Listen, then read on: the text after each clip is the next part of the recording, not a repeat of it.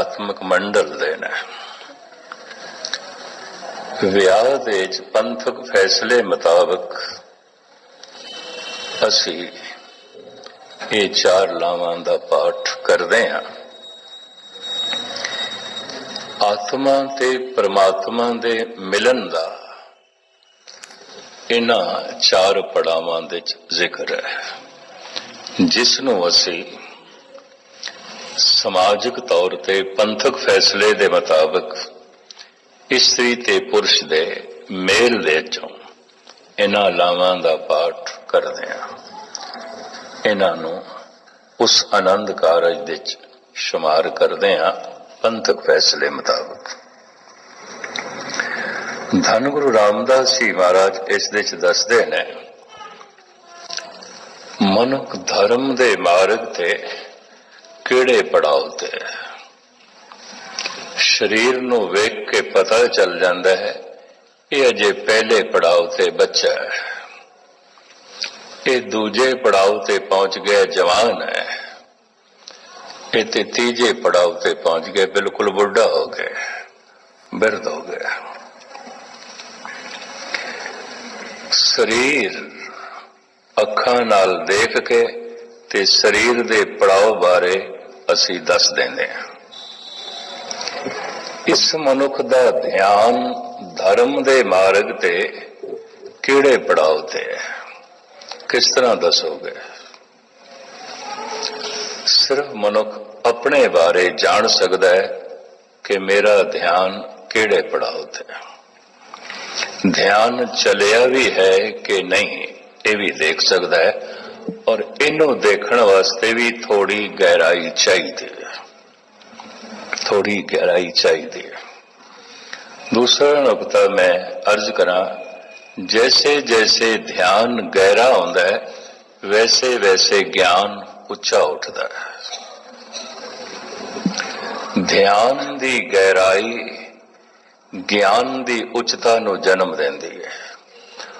बहुत वड्डा उत्थे ज्ञान होवेगा जिथे ध्यान गहरा होवेगा। ध्यान दी गहराई नूं किस तरह नापांगे? ज्ञान तो नापांगे, उंज नहीं। आम तर्क बुद्धि रखण वाला कह सकता है कोई अर्थ हो सकते ने, इतने सारे नहीं हो सकते, इतने सारे ही हो सकते ने, सारे ही हो सकते ने। कोई पहले पड़ा तक अपने ध्यान नूं लै गया है तो उहदा ज्ञान भी पहले ही पड़ा उहदा होवेगा। किसी का ध्यान दूजे पड़ाव ते चला गया, उहदा ज्ञान दूजे पड़ाव दीयां गल्लां करेगा। किसी का ध्यान तीसरे पड़ाव ते चला गया, उहदा ज्ञान ते बुलंदियां नूं छुवेगा। पर जिहदा ध्यान चौथे पड़ाव अपने घर पहुंच गया, उहदे ज्ञान दे साक्षात भगवान झलकेगा, प्रगट होवेगा। ये भी मैं अर्ज करा, और ये इतना सूक्ष्म मजमून है जिन्हों समझण वास्ते भी ये रस्ता, ये मार्ग, इसनों समझण वास्ते भी थोड़ी ते एकाग्रता चाहिए। धार्मिक जगत दे एक होर भी अणगहली देखी गई है। जैसे संगीत दे संबंध किसी राग दे संबंध उही मनुख राय दे सकता है जो राग दे संबंध जानता है, संगीत दे संबंध जानकारी रखता है। वो कह सकता है जो राग तो गायन कर रहा सी इहदे च ये सुर नहीं लगती जो तू लाई है, उन्होंने समझ है, वो कह सकता है। और वो ये भी राय दे सकता है राग ते तू शुद्ध गाया है, बड़ा सोहना गाया है, बा कमाल ढंग नाल गाया है, पर यह राग समय दा राग नहीं सी, वक़्त दा राग नहीं सी। इस तरह की राय कौन दे सकता है? जो राग दे संबंध जानता है। इस वास्ते असी कुछ भी काम कराना चाहते हाँ, उस काम का जिहड़ा ज्ञानी है उसे कोल करांदे आ। जिवें मोटर खराब हो गई है कार, तो असीं कोई डेंटिस्ट कोल थोड़ी लै जाने आ भी जरा साडी कार ठीक कर दे, मोटर मैकेनिक कोल लै जांदे आ। ते अपना दंद किधरे खराब होवे ते दुखदा होवे तो फिर मोटर मैकेनिक कोल थोड़ी जाने, देख मेरा दंद जरा ठीक कर। जिस हथौड़े नाल गड्डी ठीक करता होवेगा उसे नाल सारे दंद तोड़ के रख देगा। दंद खराब है डेंटिस्ट कोल जाने हैं, मोटर खराब है मोटर मैकेनिक कोल जाने हैं। कोई मोटर मैकेनिक डेंटिस्ट नूं सलाह मशवरा नहीं देंदा, ते कोई डेंटिस्ट भी मोटर मैकेनिक नूं सलाह ना दे सकता है ना देंदा है भी तू इंज ठीक कर, वो जानदा ही नहीं। धर्म के संबंध च मैं वो देखा जना खना सलाह मशवरा देंदा है जिन्हों धर्म के संबंध च कख भी नहीं पता। अज तक मैं ये देखा अपनी वो राय देंदे ने, बड़े जोर नाल देंदे ने, जबकि धर्म दे प्रथम समझ कोई नहीं, ध्यान दा चलना ते होर गल, अजे उस रस्ते की समझ भी कोई नहीं। अजे तो इतना भी नहीं पता कि धर्म ध्यान साधना है, भाव धर्म मन की साधना है। मम्मा मन स्यों काज है, मन साधे सिद्ध होए, मन ही मन स्यों कहे कबीरा, मन सा मिलिया ना खोए। इस वास्ते जिंदगी दे किसी शोबे दे ज्ञान दे इतना कलेश नहीं जितना धर्म के संबंध च कलेश है, बड़ा भारी कलेश है। जैसे इस्लाम नो ले लो, शिया सुन्नी हर साल लड़ पैंदे तो है कि कुछ विचारां दा ही मतभेद है, और ये मतभेद दसदा पे ध्यान नहीं चलिया। क्यों? ध्यान दे चलदियां मतभेद मिटदे ने। ध्यान दे चलदियां मनुख नूं ध्यानी दे उपर श्रद्धा आउंदी है, अज्ञानी दे उत्ते दया आउंदी है, वो झगड़दा नहीं है। एक नूं वेख के उहदे अंदर श्रद्धा पैदा हो जाती है भी ये ते ज्ञानी है ते धर्म दे संबंध च अगे है। एक अज्ञानी है, उन्होंने वेख के उन्होंने तरस आउंदा है, दया आउंदी है, विचारा ना समझ इहदा ध्यान नहीं चलेगा। ये धार्मिक मनुख ते पहचान है। सियाणे ते उत्ते उसदी श्रद्धा आ जाती है, मूर्ख दे उत्ते उसदी दया हो जाती है, संतोखी दे उत्ते उसदी श्रद्धा आ जाती है, लोभी दे उत्ते वो दया करन लग पैंदा, सदाचारी दे उत्ते उसदी श्रद्धा आ जाती है, दुराचारी ते वो दया करता है। महान दानी दे उत्ते उसदी श्रद्धा आ जाती है, बेईमान ठग चोर दे उत्ते दया आ जाती है। किसी संत ब्रह्म ज्ञानी ने अज तक चोर नूं ना मारिया ना सजा दी है। अगर किसी ने दी होगी तो चोर ही चोरां नूं सजा देंदे ने, गुस्ताखी नाल। क्यों? एक चोर दूजे चोर नूं क्यों सजा देंदा है भी ये चोरी करन दे सफल हो गया, मैं सफल नहीं होया। एक दुराचारी दूजे दुराचारी नूं मारदा क्यों है, ये सफल हो गया, मैं सफल नहीं होया। एक बेईमान दूजे बेईमान ते कटाक्ष क्यों करता है? इस वास्ते करता है ये ते बेईमानी सफल हो गया, आप होए ही नहीं। तो बेईमान ही बेईमाना नाल लड़दे ने, क्रोधी ही क्रोधियां नाल लड़दे ने, दुराचारी ही दुराचारियां नाल लड़दे ने। वास्तविक अनुभवी ज्ञान रखण वाला मनुख उन्होंने दुराचारी ते तरस आ जाता है, सदाचारी ते श्रद्धा आ जाती है। इस नुकते नूं बड़े ध्यान नाल श्रवण करना। उन्होंने सियाणे दे उत्ते ते श्रद्धा आ जाती है, मूर्ख दे उत्ते दया आ जाती है, बेचारा मूर्ख रह गया। ईमानदार दे उत्ते ते उसनूं श्रद्धा आ जाती है, ईमानदार है, महान है। बेईमान दे उत्ते उन्होंने दया आ जाती, इतनी कीमती जिंदगी अजाई गवारे, ये जीवन मिलिया सी परम जीवन लईए ते बेईमानी च बतीत कर रहे हैं। ये जीवन मिलिया सी महान जीवन हासिल करने वास्ते ये ते खूह खत्ते च पा रहे है, तो उसनों हमेशा दुराचारियां ते दया आउंदी है, सदाचारियां ते शरधा आउंदी है। मैं फिर अर्ज कर दिया, संसार विच मनुख इस ढंग नाल सही हो सकता है कि कोई डेंटिस्ट मोटर मैकेनिक नूं राय नहीं देंदा गड्डी इंज बनानी चाहिए, ते कोई मोटर मैकेनिक डेंटिस्ट नूं राय नहीं देंदा भी तू दंदां नूं इस तरीके नाल ठीक कर, इस तरीके नाल ठीक करीदा। अपना अपना ज्ञान है, एक दंदां दे ज्ञान दे च बड़ा अगे है, एक मोटर इंजन दे ज्ञान दे च बड़ा अगे है, और हर पक्ष दे ज्ञान दे च कोई मनुख अगे होंदा भी नहीं। यह भी मर्ज करो, कहंदे ने एक पक्ष दे ज्ञान दे संपन्न होने वास्ते हजारां पक्षां तो मनुख नूं अज्ञानी होना पैंदा, होना पैंदा। उम्मीद है शायद ये गल पकड़ दे च आई होवेगी। जो एक महान कवि है, बड़ा भारी कवि है, बहुत अगे लंघ है, संगीत के संबंध कख भी नहीं जानता होगा। जो संगीत की दुनिया बहुत अगे चला गया, बहुत अगे चला गया, चित्रकला के संबंध कख भी नहीं जानता होगा।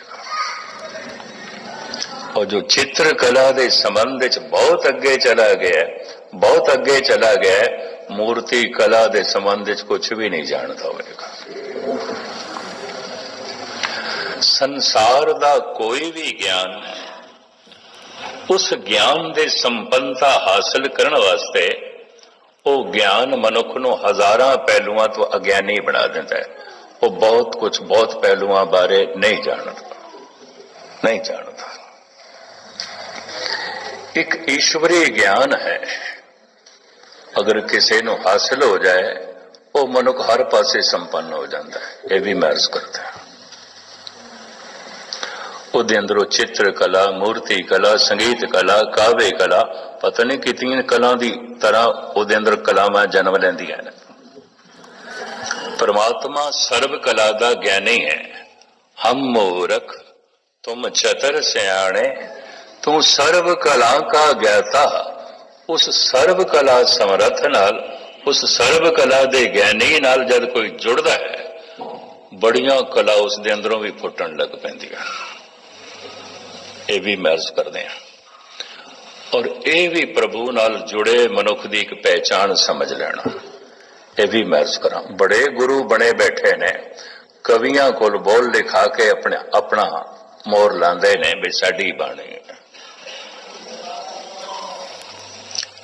बाणी उचरे साध जन, अम्यों चले झरने। जिवें झरने भगदे ने, पहाड़ां दे सीने चीर के निकलते ने, अमृतमयी बाणी जो रब नाल जुड़े हुए है, उसदे अंदर झरने की तरह वगदी है, झरने की तरह वगदी। उसदे अंदर हर तरह की कला भी झरने की तरह निकलती है। ये भी महर्ज करते हैं। किसी को नहीं सीखे गुरु नानक संगीत, पर वक्त दा राग गांदे ने, वक्त दी राग नहीं गांदे ने। गावदे गुरु नानक आप सन, मरदानिया रबाब छेड़ बाणी आई है। तो बाणी मरदाने ते नहीं आई, गुरु नानक ते आई है। वो वक्त दा राग गांदे ने, श्री राग गांदे ने, माज गांदे ने, आसा गांदे ने, बिलावल गांदे ने, सोरठ गांदे ने, पैरो गांदे ने, मारू गांदे ने। कदी कीर्तन सुनना है तो फिर मरदाना सुनाता है, रबाब दे साथ देंदा है। बाणी ते राग गुरु नानक दे अंदरों पुटता है। आपदी ज्ञात लई अर्ज करा, बहुत सारे भारत दे प्राचीन तंती साज इन्हां दे जन्मदाते भी महापुरुष ने। ढोलक नूं जन्म दिता है भगतां ने, ਮੁਰਲੀ ਨੂੰ ਜਨਮ ਦਿੱਤਾ ਹੈ ਸ੍ਰੀ ਕ੍ਰਿਸ਼ਨ ਨੇ, ਵੀਣਾ ਨੂੰ ਜਨਮ ਦਿੱਤਾ ਹੈ ਸੁਰਸਤੀ ਨੇ, ਰਬਾਬ ਨੂੰ ਜਨਮ ਦਿੱਤਾ ਹੈ ਈਰਾਨ ਦੇ ਸੂਫੀ ਫਕੀਰਾਂ ਨੇ, ਔਰ ਕਹਿੰਦੇ ਨੇ ਸਰੰਦਾ ਤੇ ਗੁਰੂ ਅਰਜਨ ਦੇਵ ਜੀ ਦੀ ਦੇਣ ਹੈ। ਇਸ ਤੋਂ ਪਹਿਲੇ ਸਾਜ਼ ਨਹੀਂ ਸੀ। ਬੇਸ਼ਤਰ ਸਾਜ਼ ਭਾਰਤ ਦੇ ਪ੍ਰਾਚੀਨ ਇਹ ਮਹਾਂਪੁਰਸ਼ਾਂ ਦੀ ਦੇਣ ਹੈ, ਕਿਉਂਕਿ ਇਸ ਤਰ੍ਹਾਂ ਦੀਆਂ ਸਾਜ਼ਾਂ ਦੀ ਆਵਾਜ਼ਾਂ ਨੂੰ ਉਹਨਾਂ ਨੇ ਆਪਣੇ ਅੰਦਰ ਸੁਣਿਆ। ਵਾਜੇ ਨਾਦ ਅਨੇਕ ਅਸੰਖਾਂ ਕੀਤੇ ਵਾਵਣ ਹਾਰੇ। ਕਿਤਨੇ ਤਰ੍ਹਾਂ ਦੇ ਵਾਜਿਆਂ ਦੀ ਆਵਾਜ਼ ਉਸ ਦੇ ਦਰ ਤੇ ਵੱਜ ਰਹੀ ਹੈ, ਕਿਤਨੇ ਤਰ੍ਹਾਂ ਦਾ ਰਾਗ ਤੇ ਰਾਗਣੀਆਂ ਦਾ ਗਾਇਨ ਉਹਦੇ ਦਰ ਤੇ ਹੋ ਰਿਹਾ ਹੈ, ਤੇ ਜਿਹਦੀ ਸੁਰਤ ਉਹਦੇ ਦਰ ਤੱਕ ਪਹੁੰਚ ਗਏ ਉਹ ਤੇ ਸੁਣੇਗਾ, ਉਹ ਤੇ ਸੁਣੇਗਾ। ਅਨਹਦ ਬਾਣੀ ਨਾਦ ਵਜਾਇਆ। ਉਸ ਬ੍ਰਹਮੇ ਦੀ ਬਾਣੀ, ਉਸ ਪਰਮਾਤਮਾ ਦੀ ਬਾਣੀ, ਅਨਾਹਦ ਬਾਣੀ ਨੇ ਅੰਦਰ ਨਾਦ ਵਜਾ ਦਿੱਤਾ ਹੈ। ਉਹ ਸੰਗੀਤਮਈ ਹੈ, ਗੀਤਮਈ ਹੈ। ਉਹ ਸਾਜ਼ਾਂ ਦੀ ਧੁਨ ਦੇ ਚ ਆਉਂਦੀ ਹੈ ਔਰ ਸੰਗੀਤਮਈ ਆਉਂਦੀ ਹੈ। ਇਸ ਵਾਸਤੇ ਸੂਫੀ ਤੇ ਕਹਿੰਦੇ ਨੇ ਰਾਗ ਖੁਦਾ ਦੀ ਰੂਹ ਹੈ। ਅਮੀਰ ਖੁਸਰੋ ਕਹਿੰਦਾ ਛੁਪ ਗਏ वो साज़े हस्ती छेड़ कर अब तो बस आवाज ही आवाज है। हे प्रभु तेरी झलक किसे वक्त मिली सी, इस तरह जिवें बदलां च बिजली चमके। हे खुदा इस तरह दा मैं तेरा चानना देखिया सी, मैं इस तरह दी तेरी झलक देखी सी पर नहीं रही। वो झलक क्यों नहीं रही? क्या वो झलक खत्म हो जाती है? नहीं, झलक ते खत्म नहीं होती, मनुख दी अखां दी ताब खत्म हो जाती है, नहीं रहती। ये भी मैं अर्ज करते हैं, अखां दे जितनी समर्था नहीं आती। जैसे 5000 वोल्ट दे बल्ब हजारां दी तादाद दे मनुख दी अखां दे सामने जलदे हुए कर रही है, अखां बंद होणगियां, उस रोशनी नूं नहीं सार सकणगियां। इतना चानना सूरज की तरफ भी वेखण दे यतन करिए तो अखां बंद होंदियां ने। अजे करोड़ां मील की दूरी ते है सूरज, ते जे किधरे नेड़े चले जाइए तो किस तरह देख सकते हैं? रह भी सकते हैं। ओदा नूर ते भस्म करके रख देगा। वाकई परमात्मा दा नूर भी सारे विकार, सारे अवगण, जन्मां जन्मांतरां दे कर्म भस्म करके रख देंदा है। वेखण दी ताब मनुख दे अंदर इस तरह होंदी है जिवें बिजली बदलां च चमकी ते छुप गई है। मनुख दी ताब उस तरह दी है। झलक मिली ते हुण नहीं है, क्योंकि हुण ताब नहीं रही, हुण समर्था नहीं रही, उन्होंने सहन करने की शक्ति नहीं रही। लेकिन उस चमक दे, उस चानने दे जो आवाज सी, जो संगीत सी, वो तो है, उन्होंने सुनता है। छुप गए वो साज़े हस्ती छेड़ कर, खुदा ने अपनी एक हस्ती रोशनी दे राही प्रगट की, होते छुप गई। तो वो वाकई परमात्मा छुप गया। महाराज कहते ने है कोई साजन परदा तोरा, कोई ऐसा भी पर्दा है जिहड़ा तैनों छुपा लवे? है कोई साजन परदा तोरा? अगर ऐसा भी कोई पर्दा है जिहड़ा प्रभु नूं भी छुपा सकता है, फिर प्रभु वड्डा नहीं है, पर्दा वड्डा है। फिर ते पर्दे की पूजा करिए, रब की पूजा करने की की लोड़ है कोई साजन परदा तोरा। इनू नंद लाल बड़े सोहने ढंग नाल बयान करते हैं। तो के हम हजाबे खुदी यार खुश लका चे कुनद, जद तेनू परमात्मा ना दिखाई देवे, तेरी अखां ते पर्दा पै गया, ते जाहिर जहूर है, हाजर नाजर है।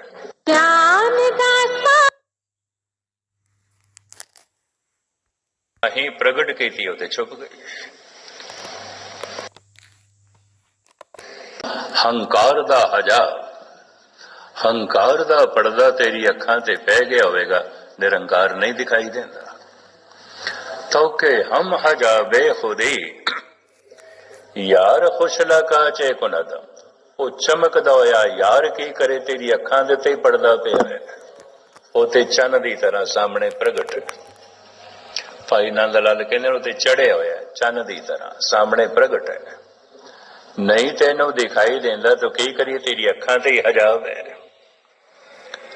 ਪਰਮਾਤਮਾ ਦੇ ਉੱਤੇ ਕੋਈ ਹਜਾਬ ਨਹੀਂ ਹੈ।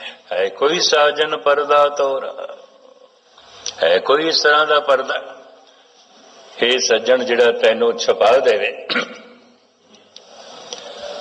ਅਮੀਰ ਖੁਸਰੋ ਜੋ ਕਹਿ ਰਿਹਾ ਉਸ ਦਾ ਵੀ ਭਾਵ ਇਹੀ ਹੈ, ਛੁਪ ਗਏ वो साज़े हस्ती छेड़ कर, अब तो बस आवाज ही आवाज।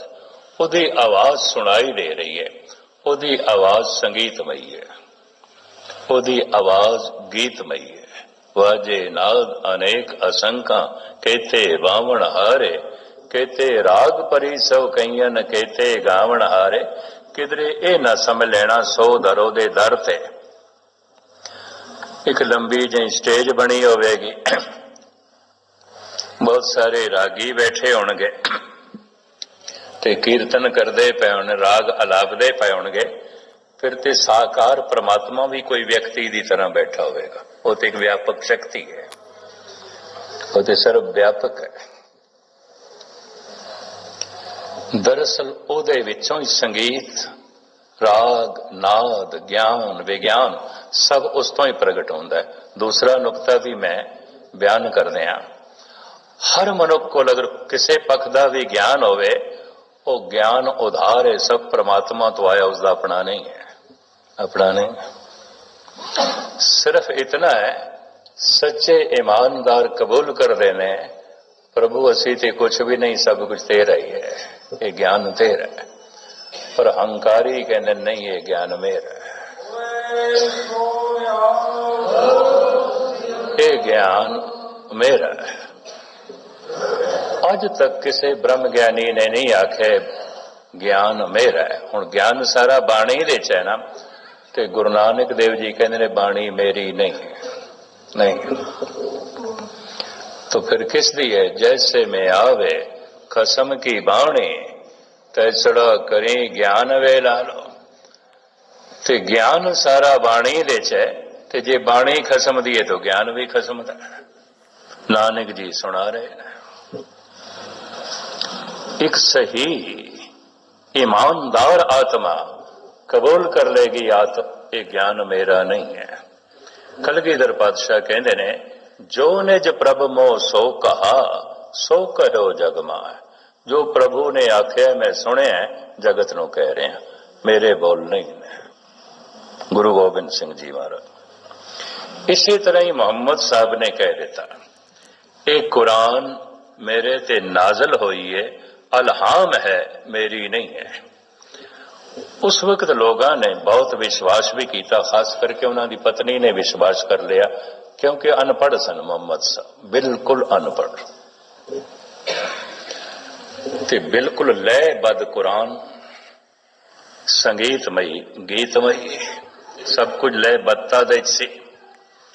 हुण अंदरों कविता भी निकले, और कविता भी बड़ी गहरी, ते मिठास भी उस दे च बड़ा होवे, तरन्नुम भी होवे। तो खदीजा उन्हां दी जो बेगम सी, हजरत खदीजा, वो हैरान रह गए। उन्हें पूछ लिया, और उसका पुछना भी दसदा है कुछ अब अध्यात्मक तत्व की उसनों सूझ समझ सी। उन्हें कह दिता, हजरत मैनू कुछ शक हो रहा है, ये बोल थोड़े नहीं हो सकते, किसी दे दोहरा रहे हो। ते मोहम्मद साहब ने सच्चाई कबूल की थी, क्योंकि हंकार नहीं सी। खदीजा तो ठीक समझे, मोहम्मद से चुप कर गया, पता नहीं खुदा की बोल रहे, मैनू भी नहीं समझ, पर आनंद मैनू आ रहे है, रस मैनू आ रहे है, आनंद की बारिश हो रही है। खदीजा मैनू भी नहीं पता किस दे बोल रहे। इस तरह मोहम्मद से चुप कर गए, ਹੁਣ ਤੇ ਮੇਰਾ ਅਨੁਭਵ ਇੰਜ ਕਹਿ ਰਿਹਾ ਹੈ, ਜੋ ਕੁਝ ਬੋਲ ਰਿਹਾ ਹੈ ਖੁਦਾ ਹੀ ਬੋਲ ਰਿਹਾ ਹੈ। ਇਸੇ ਤਰ੍ਹਾਂ ਹੀ ਗੁਰੂ ਨਾਨਕ ਦੇਵ ਜੀ ਮਹਾਰਾਜ ਕਹਿੰਦੇ ਨੇ, ਹਾਂ ਆਪੋਂ ਬੋਲ ਨਾ ਜਾਣਦਾ, ਮੈਂ ਤੇ ਜਾਣਦਾ ਹੀ ਨਹੀਂ। ਇਸ ਤਰ੍ਹਾਂ ਦੇ ਬੋਲਣਾ ਮੈਂ ਜਾਣਦਾ ਹੀ ਨਹੀਂ। ਹਾਂ ਆਪੋਂ ਬੋਲ ਨਾ ਜਾਣਦਾ,